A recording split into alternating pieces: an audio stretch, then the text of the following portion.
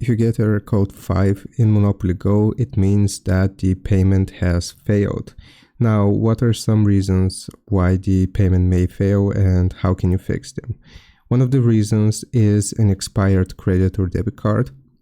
What we can do is go into your Apple Wallet, and here you just want to find your linked card and verify that the number and everything else matches and is not incorrect.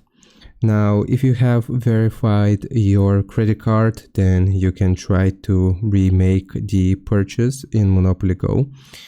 If it still doesn't work, what I suggest doing is closing the application here and then going into your settings. From within the settings, you want to search for iPhone storage. Click on iPhone storage.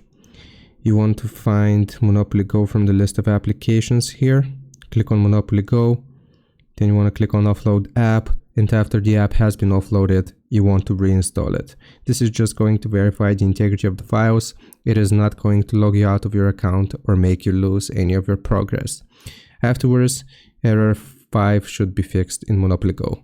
I hope this helps. Leave a like and sub, and I'll see you next time.